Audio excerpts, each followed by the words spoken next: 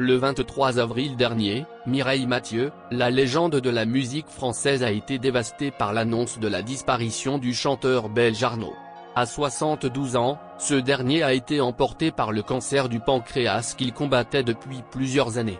Il va nous manquer à tous, sa famille, ses amis, ses musiciens, mais il sera toujours là grâce à la musique qu'il a fait tenir jusqu'au bout, a déclaré son agent dans un communiqué transmis au soir. Avant de rendre son dernier souffle, le chanteur a pu réaliser son dernier rêve, enregistrer un duo avec Mireille Mathieu. C'est d'ailleurs en sortant du studio d'enregistrement que la chanteuse a appris la terrible nouvelle. Son désir presque testamentaire était d'enregistrer un duo avec moi. Il y a 2 semaines à Bruxelles, il a enregistré sa voix avec beaucoup de courage, a-t-elle écrit sur Twitter. Arnaud était un véritable poète, avec une façon bien particulière de se raconter à travers ses chansons. C'est lui qui a voulu qu'on chante tous les deux cette chanson, alors je l'ai appelé pour lui dire que j'étais partante car j'aime beaucoup le chanteur, s'est-elle souvenue dans les colonnes du Parisien. Expliquant avoir fondu en larmes à l'annonce de la mort d'Arnaud, qu'elle n'a jamais rencontré mais qu'elle admirait beaucoup. Depuis quelques semaines, elle le trouvait très fatigué mais combatif face à la maladie. Notre duo sortira sur un disque.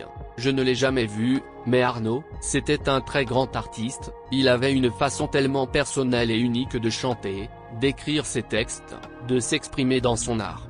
A-t-elle ajouté auprès de nos confrères, la Belgique perd un grand chanteur, c'était aussi un battant, un homme courageux.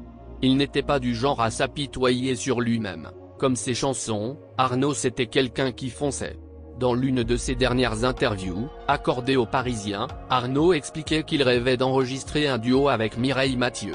À cause du putain de Corona, on ne l'a pas encore fait, mais je suis vraiment fan de cette femme.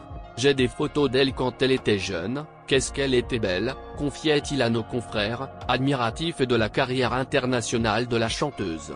Il continuait, elle ne change pas, et qu'est-ce qu'elle chante bien. Pour moi, la France, c'est la Tour Eiffel et Mireille Mathieu. On la connaît partout dans le monde, et elle aussi s'est inventée elle-même, c'est une icône. C'est la Belgique qui a perdu l'une de ses icônes. Le 32e album d'Arnaud, sur lequel figurera cette reprise symbolique, devrait sortir d'ici le mois de juin.